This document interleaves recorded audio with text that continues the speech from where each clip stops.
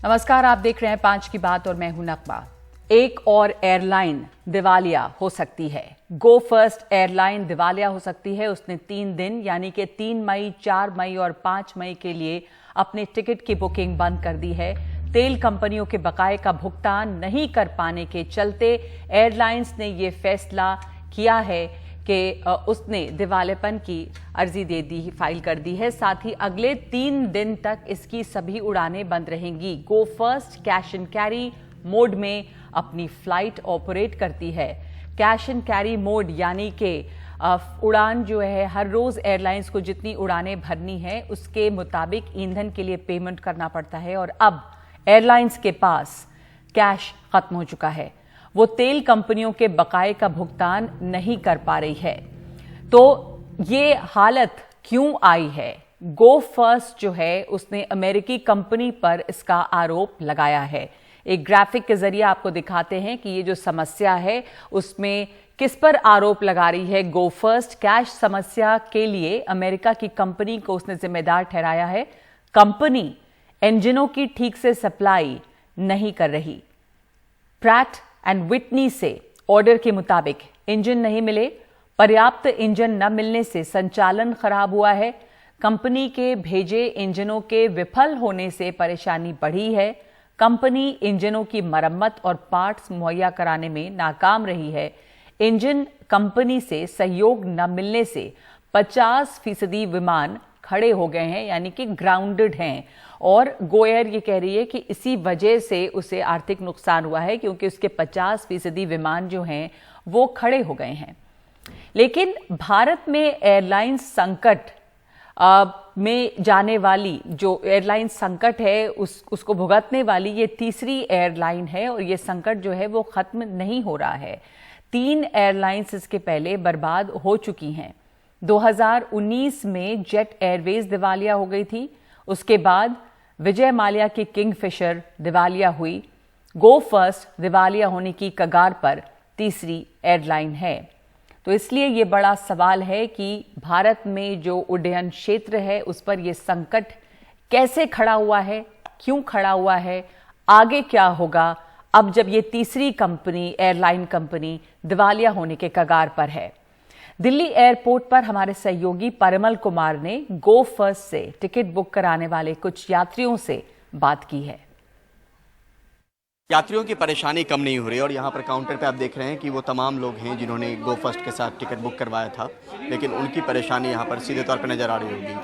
और स्वाभाविक सा है कि आप एक लंबे वक्त पहले टिकट बुक करवाते हैं और उसके बाद अचानक जब फ़्लाइट कैंसिल होती है तो किस तरीके से परेशानी बढ़ती है वो आपको दिख रहा होगा। अभी जो कर्मचारियों से बातचीत यहाँ पर फ़िलहाल ये लोग कर रहे हैं, यहाँ पर आप देखिए और यहाँ पे देखिए कुछ लोगों से एक बार बात करने की कोशिश करते हैं क्यों क्या कह रहे हैं। आप लोग रिफंड को लेके कोशिश कर रहे हैं, रिफंड को लेके कोशिश कर रहे हैं जी, अरेंजमेंट के लिए कर रहे हैं। रिफंड भी अभी नहीं दिया, बोले कि 24 आवर या 7 डेज में आएगा।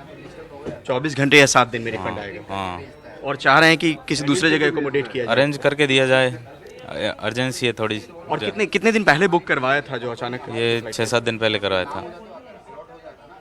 यहाँ पे और भी लोग हैं। आपका कहाँ तक का फ्लाइट था सर और कब बुक करवाया? We are coming from Trivandrum itself, Kerala. Ji. And just after coming here, we got the information that this flight is cancelled. So I think it is all their flights are cancelled today. This is really very cruel. We are people coming from far away. और जाना कहाँ था sir आपको? Srinagar. तो अब दूसरी flight के लिए संभावना? Yeah. We came by Air India flight and we have to go by their flight to Srinagar. 150 flight. That is when we reached here, it is learned that that flight is cancelled. So if my opinion is, if such private companies are not competent or they are not efficient, these things will be cancelled by the government. Why? और यहाँ पर आप देखिए किस तरीके से counter पे एक बार सुनिए कि किस तरीके से लोग परेशान हैं, वो आपको नजर आएगा। सर आप भी एकोमोडेशन चाह रहे हैं कि कहीं पे हाँ एकोमोडेट हो सर, जाए? बिल्कुल चाह रहे हैं कहीं पे एकोमोडेशन हो या फिर हमें किसी दूसरी फ्लाइट में भेजा जाए। अगर अभी क्या कह रहे हैं काउंटर ये में? तो बहुत बोल रहे लंबे हैं समय से आप लोग की बातचीत चल रही है। ये तो कुछ बोल नहीं रहे, कोई जवाब ही नहीं दे रहे हैं, बोल रहे हैं कि सर आपका रिफंड आ जाएगा। रिफंड का क्या करेंगे? मेरे को आज ही गुवाहाटी जाना था और मेरे अब जो नेक्स्ट फ्लाइट हो रही है 15-16 हज़ार रुपये की फ्लाइट है। और ये कितने में लिया था आपने? ये 5,000 का 6,000 का फ्लाइट था, ये 6,000 का फ्लाइट था। अब जो फ्लाइट हो रहा है अगला, ये 14-15 हज़ार रुपये का फ्लाइट हो रहा है। बंदा कहाँ से एकदम से अरेंज करेगा पैसे यहाँ करके, कहाँ से पैसे लेकर के आएगा? और इन लोगों का कल शाम को अगर इनके पास न्यूज़ आ गई थी कि इनकी फ्लाइट कैंसिल हो रही है, कस्टमर के इन लोगों को कल ही पैसे रिफंड करने चाहिए थे या फिर कुछ ना कुछ और रास्ता देना चाहिए था कस्टमर को कि आप लोग इस तरीके से जा सकते हैं। ऐसा नहीं है कि यहाँ पे अकेले फ्लाइट लेकर बैठे, किसी और में इनको अरेंज करने कस्टमर को भेजना चाहिए था। तो आप देखिए काउंटर पे किस तरीके से चीज़ें हो रही हैं, आपको नजर आएगी कि लोगों की परेशानी जो बढ़ी है। स्टाफ समझाने में जुटे हुए हैं, लेकिन हर कोई जो है वो यहाँ पर हैरान परेशान है जिसने गो फर्स्ट एयरलाइंस के साथ टिकट बुक करवाया था। और इनकी परेशानी फ़िलहाल बढ़ी हुई है।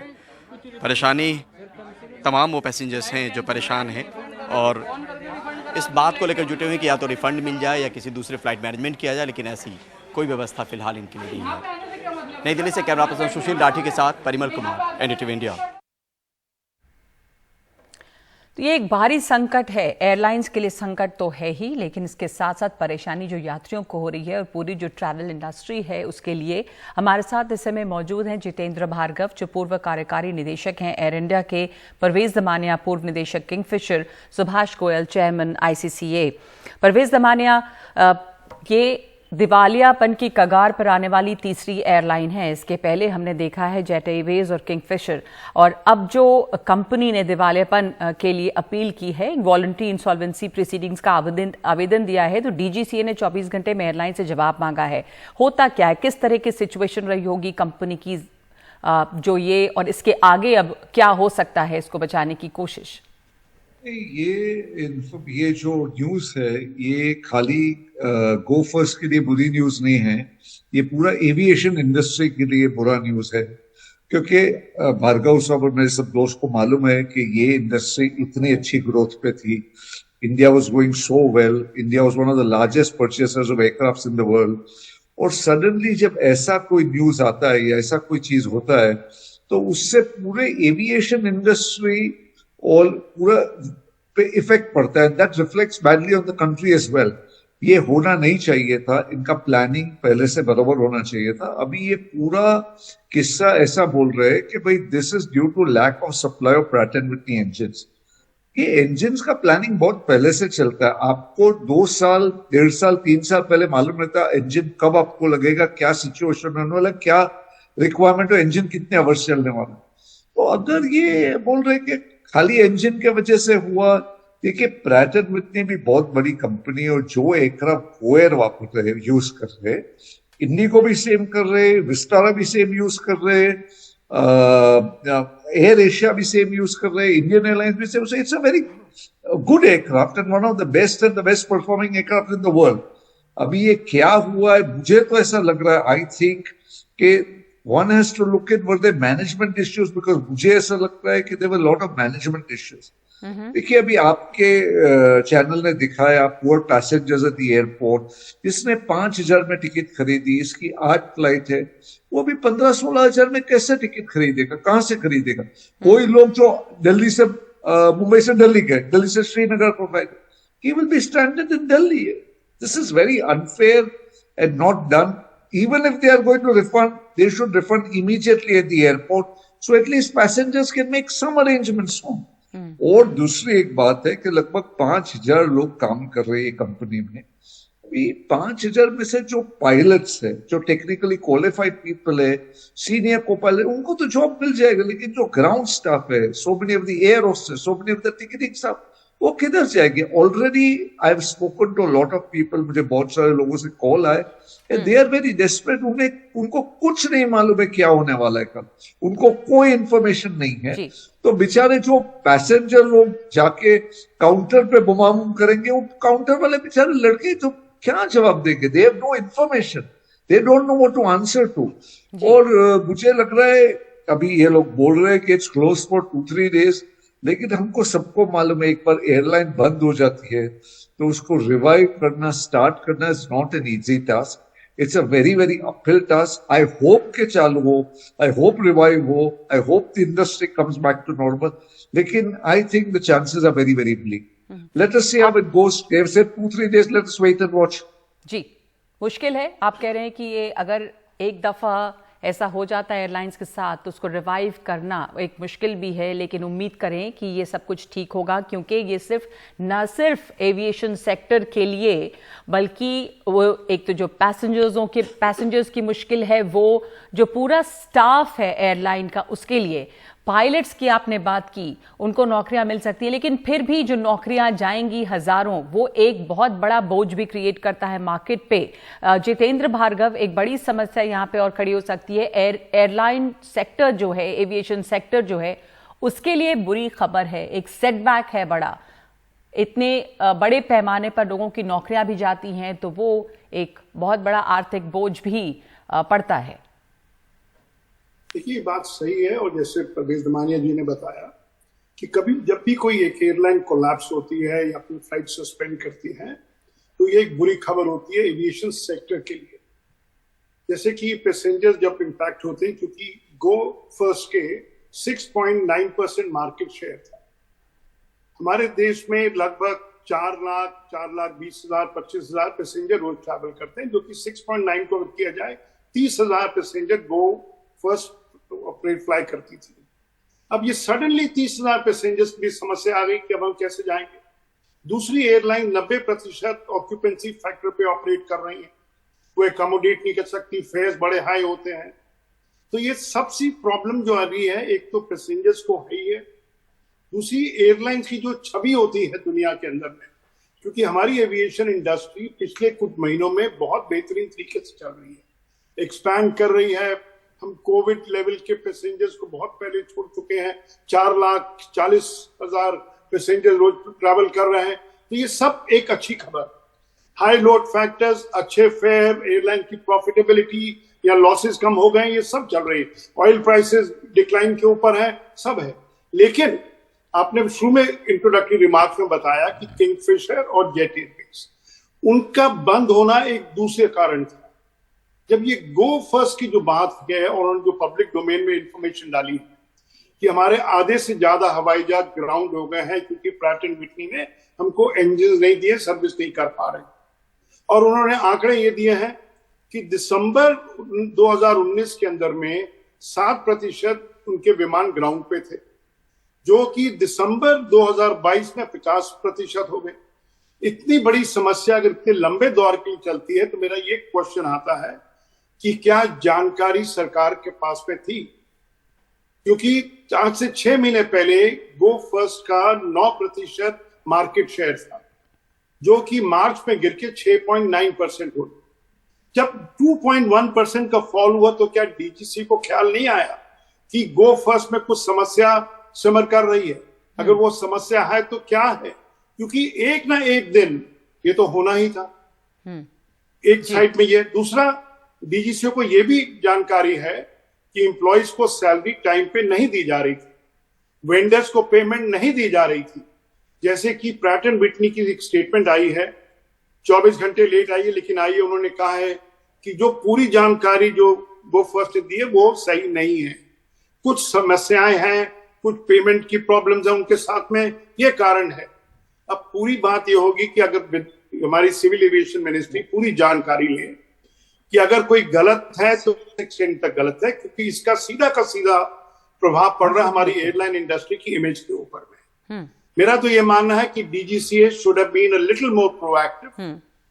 अगर ये प्रॉब्लम 4 साल से चल रही थी तो क्या कारण है कि मिनिस्ट्री ऑफ सिविल एविएशन ने प्रैट एंड विटनी के टॉप मोस्ट ऑफिशियल्स को इंडिया नहीं बुलाया? क्योंकि जैसे परवेज दमानी जी कहा, हम एक बड़ी मार्केट है, एयर इंडिया ने ही 470 हवाई जहाज का ऑर्डर दिया है, इंडिगो दे रहा है, तो एक बड़ी मार्केट है, कोई इग्नोर नहीं कर सकता कि उनको बताया जाए कि क्या कारण है ये है। लेकिन सवाल ये उठता है कि क्या गो फर्स्ट ने इनफ कॉन्शियसनेस क्रिएट की गवर्नमेंट के अंदर में कि हमारे पास समस्या है? क्योंकि कल दोपहर को जब ये पब्लिक स्टेटमेंट दिया गया कि गो फर्स्ट ने फ्लाइट्स कैंसिल की हैं और वो एनसीएलटी के पास में वॉलंटरी इंसॉल्वेंसी के लिए एप्लीकेशन दी गई है, ये तो हैरान की बात है कि एयरलाइन समझती है कि मेरे को कोई जिम्मेदारी नहीं है कि मैं एडिक्वेट नोटिस दूं पैसेंजर्स को जो कि मेरे को ऑपरेट कर रहे हैं। ये सब चीजें बहुत है, इसके ऊपर एक केस स्टडी होनी चाहिए कि क्या कारण है ये हुआ। लेकिन तो गो फर्स्ट का बंद होना, बिल्कुल गो फर्स्ट का बंद होना हम दूसरी एयरलाइन के साथ में मिक्स नहीं कर सकते। ठीक है, वो एक अलग वजह से बंद हुई। गो फर्स्ट का जो बंद होना है वो एक अलग स्थिति यहां पर आप देख रहे हैं, और आपने बहुत महत्वपूर्ण पॉइंट्स उठाए। एक तो ये कि इसमें जिम्मेदारी या इसमें गलती कई लेवल पर नजर आ रही है। परवेज ज़मानी, आप मानते हैं एक तो मैनेजमेंट के लेवल पे, क्यों उन्हें पहले से अंदाजा नहीं था, वो इंफॉर्मेशन नहीं दे सकते थे? डीजीसीए कहां थी? सरकार को क्या कदम उठाने चाहिए थे पहले? कहां पे आपको चूक दिखती है परवेज ज़मानिया? देखिए, जब एयरलाइन को मालूम था कि भाई 50% of the fleet is grounded, देखिए अगर एयरलाइन के पास 60 एयरक्राफ्ट है तो 55-60 should fly, the entire fleet should be in the air, the fleet utilisation is the way economics of the airline works. जब उनको मालूम है कि 50% जहाज ग्राउंड पे है तो वो बंद होने वाला ही है, उसमें कोई शक नहीं। भार्गव साहब will agree with me, 50% of the fleet is grounded, where is the chance of survival? Even at 90% load factor you are going to lose money. तो इनको ये अंदाजा था कि हम बंद करने वाले। They should have stopped taking booking at a certain time, inform the public, inform the DGCA कि भाई we will survive for the next month, after we can't survive for the next month, so we are not going to take bookings after next month. See, now another reason for not reviving or very difficult in reviving, because nobody is going to book with Go First. कौन book करेगा गो first? कल का परसों का ticket या 8 दिन बाद का टिकट, भले वो बोले कि भाई हम चालू करने वाले, but I think it's a very very tough call. And I think मुझे बहुत बुरा लग रहा है कि they have not been fair to the public, to the consumer who has supported them for so many years. देखिए, Coair was a popular airline. It was flying. The load factors were good. It was their moral duty to tell the people कि boss do not book at this stage, हमारा airline बंद हो जाने वाला है, हमको मालूम होने वाला है। जी, एडिक्वेट नोटिस भी देनी चाहिए थी, वो भी नहीं चाहिए थे। डीजीसीए को इन्फॉर्म करना चाहिए था, उनके स्टाफ को इन्फॉर्म करना चाहिए। बिल्कुल, और सवाल ये भी है कि डीजीसीए को पता कैसे नहीं चला, क्यों पता नहीं चला? डीजीसीए ने पहले कोई कार्रवाई नहीं की। तो सुभाष गोयल हमारे साथ जुड़ रहे हैं, चेयरमैन आईसीसीए के। ट्रैवल इंडस्ट्री के लिए ये कितनी बुरी खबर है? एक लो कॉस्ट एयरलाइन, बहुत पॉपुलर एयरलाइन, उसका इस तरह से बंद होना। आपने पैसेंजर्स की परेशानी अभी सुनी, लोगों ने बुक किया हुआ है, पहले से बुक करते हैं लोग, और अचानक से कैंसिलेशन, और उनको पैसे वापस जो होंगे वो तो होंगे बाद में, उसके लिए भी लोगों को अभी शक ही है। पर ये पूरी ट्रैवल इंडस्ट्री के लिए क्या असर आप देख रहे हैं इसका, सुभाष जी? ये थर्ड एयरलाइन जो हुई है बैंकरप्सी पे जा रही है, और जब पहली एयरलाइन गई थी जेट और किंगफिशर, तब भी हमने ये कहा था इंडस्ट्री की तरफ से कि there should be an insurance policy, कि जो पैसेंजर है व्हाई शुड ही सफर, उसका क्या कसूर है? उसका कोई कसूर नहीं है। तो गवर्नमेंट को, चाहे डीजीसीए, और मैं अपने सिविल एविएशन मिनिस्टर हमारे बहुत प्रोफेशनल और बहुत कॉम्पिटेंट हैं, उनसे अपील करता हूँ कि एक इंश्योरेंस होनी चाहिए, हर टिकट के साथ एक स्मॉल अमाउंट होना चाहिए जो हर एयरलाइन को एक इंश्योरेंस में दे, ताकि अगर कोई भी एयरलाइन बैंकरप्ट होती है तो पैसेंजर भी ना सफर करे, और जो ट्रैवल एजेंट, टूर ऑपरेटर जिसने टिकट बेची है, उसका पैसा भी। हम लोगों के करोड़ों रुपए इस टाइम जेट एयरवेज में और किंगफिशर में फंसे हुए हैं, हमारे टूर ऑपरेटर्स के और ट्रैवल एजेंट्स के। और अब फिर ये एक थर्ड इंसिडेंट है, और हमने उस टाइम पे भी कहा था, मैंने जेट एयरवेज के टाइम पे भी कहा था कि एक इंश्योरेंस होनी चाहिए, जो उपभोक्ता है, जो कंज्यूमर है, उसका क्या कसूर है। तो ये गवर्नमेंट की ड्यूटी है, गवर्नमेंट की जिम्मेवारी है आज इसको। और दूसरा, जैसे अमेरिका में होता है, हमें एक एयरलाइन जब इस सिचुएशन पे होती है, instead of going completely bankrupt, उनको एक चैप्टर 11 होता है अमेरिका वगैरह में, उनको चैप्टर 11 फाइल करना चाहिए था, जिसमें कि जो क्रेडिटर्स हैं और डेटर्स हैं उनको टाइम मिल जाता है कि अपना जो भी कर्जा है, चाहे प्रैट विटनी का हो, चाहे पेट्रोल पंप्स का हो, वो उसको स्टैगर हो जाता है, उसकी किस्तें बन जाती हैं। इस तरीके से कोई प्रोफेशनल ऑडिटर्स बैठाने चाहिए थे डीजीसीए को। और इसको अभी भी मैं ये अपील करता हूँ गवर्नमेंट से कि इस एयरलाइन को सेव करना चाहिए। जैसे कि भार्गव साहब ने और इन्होंने बताया कि इस टाइम इंडिया का जो एविएशन बूम है, राइट, वो इस टाइम वर्ल्ड की फास्टेस्ट ग्रोइंग एविएशन इंडस्ट्री है, और उसमें ऐसी सिचुएशन आती है तो ये इंडिया की इमेज के ऊपर भी धक्का है, इंडिया की इमेज के ऊपर बिल्कुल भी धक्का है जी, ग्रोथ पर धक्का है, इंडिया की इमेज पर धक्का है। आपने एक बहुत इंपॉर्टेंट बात कही कि कैसे इस चीज को बेहतर तरीके से हैंडल किया जा सकता था, किस्तों में इसको स्टैगर किया जा सकता था, इसके बचाने के लिए बहुत जरूरी है, इंश्योरेंस बहुत जरूरी है। जितेंद्र भार्गव, आखिरी कमेंट्स आपसे कि आगे आप क्या देखते हैं, इसकी कोशिश, इसे बचाया जा सकता है, सरकार की तरफ से ऐसी कोशिश की जाएगी? देखिए, सरकार की जिम्मेदारी नहीं है एक एयरलाइन को बचाने की, क्योंकि जब सरकार दखल करेगी तो लोग कहते हैं कि सरकार दखल क्यों कर रही है। सरकार एक फैसिलिटेटर है। जैसे कि मैंने पहले बताया कि अगर प्रैट एंड व्हिटनी के साथ समस्या थी, it should have been escalated to the government level, कि गवर्नमेंट अमेरिका से बात करे कि प्रैट एंड व्हिटनी आपकी कंपनी है और हमारी एक एयरलाइन प्रॉब्लम में आ रही है, बंद होने वाली जी, क्यों नहीं हुआ, ये बात है। अब दूसरी चीज ये है कि एक तो होता है कि डीजीसीए ने शो कॉज नोटिस सर्व किया जब कल इन्होंने एनसीएलटी को इन्फॉर्म किया कि हम फ्लाइट कैंसिल कर रहे हैं और हम वॉलंटरी इंसॉल्वेंसी क्लीयर कर रहे हैं। मेरा यह मानना है कि डीजीसीए को प्रोएक्टिव रोल प्ले करना होता है जी, कि जब इन्होंने समर शेड्यूल के लिए एप्लीकेशन की और उसके अंदर में 1000 फ्लाइट कम के लिए अप्रूवल मांगा, इससे साफ जाहिर था कि इनको कोई बड़ी समस्या इनके हाथ में है। उसके ऊपर में क्लोज मॉनिटरिंग उससे समय से चालू करनी चाहिए थी। अब ये जो सही बोला सुभाष गोयल जी ने कि भाई ये कैसे हो सकता है कि आप पैसेंजर को इनकन्वीनियंस करें, अब इसका सीधा का सीधा असर पड़ता है इमेज के ऊपर में एविएशन इंडस्ट्री में।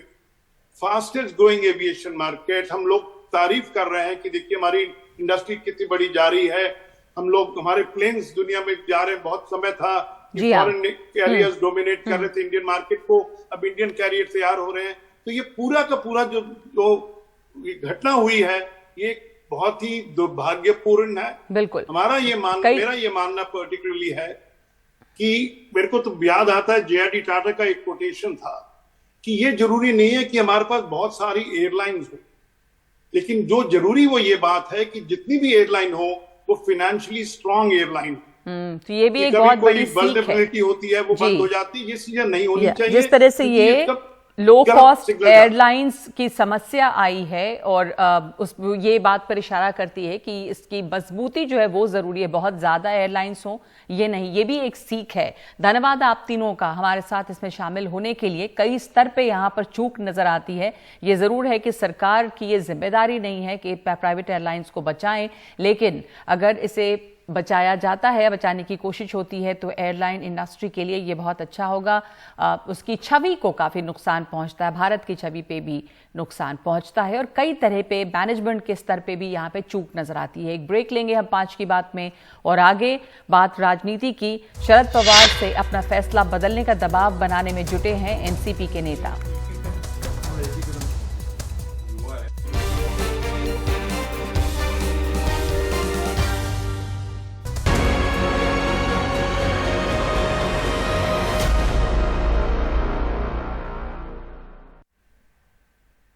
एनसीपी के बड़े नेता शरद पवार पर इस्तीफा वापसी का दबाव बनाने में जुटे हुए हैं। उनके तमाम कार्यकर्ता, करीबी माने जाने वाले जितेंद्र आवाड ने अपने पद से भी इस्तीफा दे दिया है। अनिल पाटिल ने भी पवार से अपना फैसला बदलने की मांग करते हुए इस्तीफे की पेशकश की है। कल एनसीपी अध्यक्ष शरद पवार ने पार्टी अध्यक्ष पद छोड़ने का ऐलान करके सबको चौंका दिया था और आज बहुत बड़ी तादाद में शरद पवार के समर्थक और एनसीपी के कार्यकर्ता सिद्धिविनायक मंदिर पहुंचे और वहां पर जाकर मन्नत मांगी कि पवार अपने फैसले को वापस ले लें। दूसरी तरफ इस बात पे भी चर्चा चल रही है कि एनसीपी की बागडोर अब किसके हाथ आएगी, बेटी सुप्रिया सुले या फिर भतीजे अजित पवार। शरद पवार आज अपने घर से निकलकर यशवंतराव चव्हाण भवन भी पहुंचे और इस बीच ये लगातार लोगों का दबाव है एनसीपी के कि शरद पवार जो हैं वो अपना फैसला वापस लें, यानी जो उन्होंने ऐलान किया है उसे वो वापस लें और एनसीपी अध्यक्ष की कमान उनके ही हाथों में रहे। आज भी कुछ कार्यकर्ता यहाँ पर हमारे बड़े, आपने देखा होगा, उत्सुकता के साथ चाहते थे कि पवार साहब ने अपना राजीनामा वापस लेना चाहिए। लेकिन बात यही है कि हमने भी आज, मैंने भी और अजीत पवार थे, सुप्रिया सुले थी, छगन भुजबल भी आए, बाकी के सभी हमारे मान्यवर बहुत सारे नेता आए और ये सब बातों को लेकर हमने आज फिर भी कोशिश की बात करने की। चाको जी हमारे केरल से भी आए थे, बाकी भी और हमारे पदाधिकारी इधर उधर से आए थे बाहर के राज्यों से। तो हमने ये कोशिश किया है कि पवार साहब से गुजारिश की, विनती की। अब उन्होंने फिर भी, जैसे मैंने कहा कि 1-2 दिन का वक्त हमने देना चाहिए, इसलिए अब आज इस पूरी गतिविधि को यहीं हम विराम देते हैं। कल जो भी कुछ होगा हम आपके सामने बताएंगे। साहब ही इस्तीफा देते हैं तो साहब के ऊपर हम दबाव निर्माण करना चाहते हैं कि आप इस्तीफा नहीं दे सकते।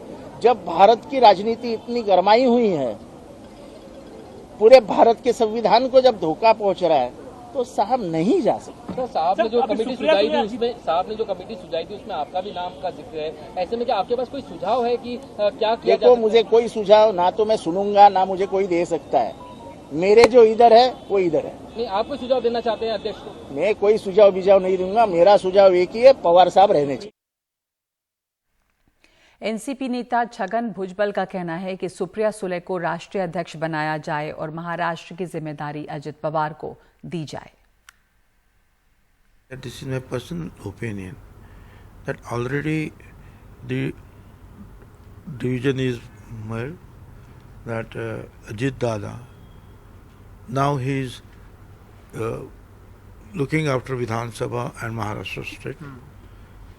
So we will continue like that because state is very important. Correct. And since Supriya Tai, she is a parliamentarian there and she got some Sansad Ratna because her performance is very good. She knows the national party people, our frontal organizations, and of course she knew the working of Pawar Sahab also. So let her see the national problems. I mean, national president, and in Maharashtra politics, Ajit Pawar, he will lead us. That is my Dada state में और सुप्रिया ताई दिल्ली में should look after the party. I mean the president. But this is my personal opinion. I don't know the other people what opinion they have. Shiv Sena Uddhav गुट के सांसद संजय राउत ने कहा है कि एनसीपी के घटनाक्रम पर उनकी नजर बनी हुई है। देखिए, हमारी भूमिका वेट एंड वॉच की है। पवार साहब का इस्तीफा ये देश की राजनीति में एक बड़ी न्यूज है या धक्का है, लेकिन ये उनके पार्टी का भी एक अंदरूनी मामला है। उनके पार्टी में क्या करना है क्या नहीं करना है वो लोग तय करेंगे। लेकिन जब शरद पवार साहब के बारे में इस प्रकार का कोई निर्णय आता है तो जरूर महाराष्ट्र और देश की राजनीति में खलबली मच जाती है। आने वाले दिनों में क्या होगा हम तय करेंगे। हम पूरी घटना के ऊपर हमारी नजर है।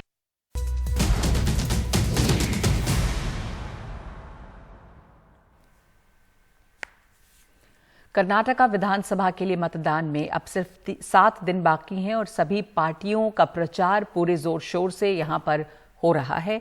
प्रधानमंत्री ने मुदबिद्री में और फिर अंकोला में आज रैली की और कांग्रेस पर काफी सख्त हमले किए। कहा कि कांग्रेस आतंक के आकाओं को बचाने का काम करती है और इसके अलावा बीजेपी अध्यक्ष जेपी नड्डा ने आज रामनगरम में रोड शो किया जिसमें जबरदस्त भीड़ आई। कांग्रेस के स्टार प्रचारक भी मैदान में हैं। कांग्रेस महासचिव प्रियंका गांधी ने एक रैली करके वहां पे बीजेपी को निशाने पर लिया। इसलिए हर रोज कोई नया मुद्दा उठाते हैं जिससे आपके विकास, आपके दिल्ली में उनका जो शाही परिवार बैठा है ना, उस शाही परिवार का नंबर 1 एटीएम बनाना चाहती है और हर योजना में 85% कमीशन खाने वाली कांग्रेस कर्नाटका को दशकों पीछे ले जाकर गड्ढे में गाड़ देगी। कांग्रेस कर्नाटका में शांति की दुश्मन है, कांग्रेस विकास की भी दुश्मन है। जब कांग्रेस होती है, वहां के निवेशक भागने लग जाते हैं। कांग्रेस आतंक के आकाओं को बचाती है, तुष्टीकरण को बढ़ाती है।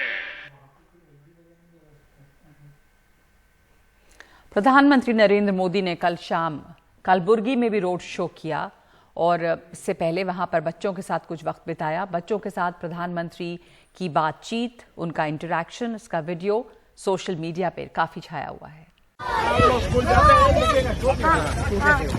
स्कूल जाते हैं ऐसा करो, कौन करता है ऐसा करो, चलो ऐसा करो sir sir sir sir sir sir sir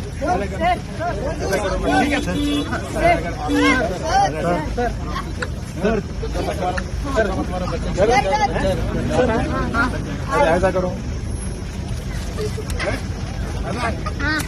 गलती हो जाता है।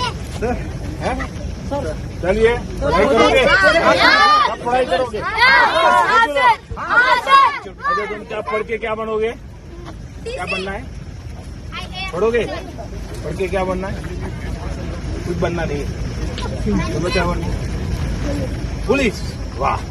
तुम क्या बनोगे, डॉक्टर, डॉक्टर। तुम्हारा का सिक्योरिटी। अच्छा पीएम बनने का मन नहीं करता है सर, आपके जैसा बनने का मन। और इस वक्त एक ब्रेकिंग न्यूज आ रही है। रूस और यूक्रेन के टकराव के बीच ये खबर आई है कि रूस ने आरोप लगाया है यूक्रेन पर कि पुतिन की हत्या करने की कोशिश हुई है। दरअसल यूक्रेन के 2 ड्रोन मार गिराए गए हैं, रूस ने ऐसी जानकारी दी है। रूस का कहना है कि क्रेमलिन पर ड्रोन से हमले की साजिश थी। यूक्रेन ने व्लादिमीर पुतिन की हत्या करने की कोशिश की है, ये रूस का कहना है। और रूस का कहना है कि राष्ट्रपति पुतिन को मारने की साजिश थी। तो रूस ये आरोप लगा रहा है कि ये एक असैसिनेशन अटेम्प्ट था व्लादिमीर पुतिन पर, पुतिन की हत्या करने की कोशिश की गई या साजिश थी यूक्रेन की तरफ से। लेकिन पुतिन जो है इसमें घायल नहीं हुए हैं। इस पर और जानकारी दे रही है, हमारे साथ जुड़ी हैं कादम्बिनी शर्मा। कादम्बिनी, और क्या डिटेल्स मिले इस पर? बुधवार रात को 2 ड्रोन जो हैं वो मार गिराए गए हैं रूस की तरफ से, और रूस का ये दावा है कि ये जो दोनों ड्रोन हैं वो यूक्रेन ने प्रेसिडेंट पुतिन की हत्या के लिए भेजे थे, लेकिन क्योंकि मार गिराए गए तो उसका कोई असर नहीं हुआ है और किसी को भी कोई इंजरी नहीं है। जो भी प्रोग्राम्स हैं प्रेसिडेंट पुतिन के और 9 तारीख का जो सेलिब्रेशन है वो भी वैसे ही चलेगा जैसे कि चलना चाहिए। लेकिन ये जरूर है कि जितने भी वहाँ की रूस की जो मीडिया है और जो ऑफिशियल मीडिया है वो रिपोर्ट कर रही है, उसका ये कहना है कि रूस ने ये कहा है कि इसे एक टेररिस्ट अटैक की तरह देखते हैं और इसका रिटेलिएशन, इसका जवाब वो अपने वक्त पर अपने हिसाब से देंगे। तो अपने आप में ये एक बहुत बड़ी बात है, क्योंकि जब इस तरह की बात क्रेमलिन की तरफ से कही जा रही है तो इसका सीधा मतलब ये लगाया जा सकता है कि यूक्रेन और रूस के बीच जो 1 साल से ज्यादा से युद्ध चल रहा है उसमें ऐसे ही बहुत तेज कर दिए हैं हमले रूस ने, और इसके बाद वो अटैक जो है बाकी जो वहाँ पे अहम सरकारी बिल्डिंग्स हैं या प्रेसिडेंट जो यूक्रेन के हैं उनको टारगेट करके भी किया जा सकता है। आपको बता दूं कि इस वक्त जो प्रेसिडेंट जेलेंस्की हैं यूक्रेन के, वो फिनलैंड में है, जो नॉर्डिक कंट्रीज हैं उनके साथ गए। तो ऐसे जब सारा कुछ होता है तो पूरे पश्चिम को फेस कर रहा है और इसमें ये मतलब है कि उसके हमलों वो टारगेटेड यूक्रेन में कर सकता है, जो दावा किया है प्रेसिडेंट पुतिन की हत्या करने की बात को लेकर। नगमा जी धन्यवाद आपका कादम्बिनी। ये दावा किया गया है रूस की तरफ से कि हत्या की साजिश या हत्या की कोशिश की गई है यूक्रेन की तरफ से, और इस वक्त ये बड़ी खबर आ रही है इस पर कि पुतिन की हत्या की कोशिश की गई है। और अगर ऐसा होता है तो ये पहले से ही अगर इस बात को साबित कर दिया जाता है तो ये जो युद्ध 1 साल से ज़्यादा से यहाँ पर जारी है रूस और यूक्रेन के बीच, जहाँ पर रूस ने एक तरह से आक्रमण किया यूक्रेन के ऊपर, वो और भी ज़्यादा उलझ सकता है। इसमें बीच में चीन की तरफ भी एक सबकी आंख लगी हुई है कि कोई मध्यस्थता की कोशिश करे। हाल में ही चीन और जेलेंस्की, चीन के राष्ट्रपति शी जिनपिंग और जेलेंस्की की भी कोई बातचीत हुई थी, मध्यस्थता की बात भी हो रही है। लेकिन जब इस तरह की घटनाएं होती हैं तो इस पर बहुत इसका असर पड़ सकता है। और इस वक्त आप जो तस्वीरें देख रहे हैं वो क्रेमलिन की तस्वीर है, और ये वीडियो आया है जहां पर दिख रहा है कि कैसे ड्रोन से यहां हमला करने की कोशिश हुई, लेकिन दोनों ड्रोन्स को मार गिराया गया। इसलिए इसमें किसी तरह के कोई नुकसान की खबर नहीं है। लेकिन ये काफी सनसनीखेज दावा है ये क्रेमलिन की तरफ से यूक्रेन पर। रशिया ने ये दावा किया है कि 2 यूक्रेनियन जो ड्रोन हैं उन्हें मार गिराया गया है, और ये ड्रोन यूक्रेन ने भेजे पुतिन की हत्या की साजिश थी ये, और हत्या की कोशिश की गई है। रूस ने एक बदले की कार्रवाई की भी धमकी दे दी है, चेतावनी दे दी है। एक तरह से एक रिटेलिएटरी एक्शन की भी चेतावनी रूस ने दी है, और इस बात को लेकर अब यहां पर तनाव और भी ज्यादा बढ़ने की आशंका है।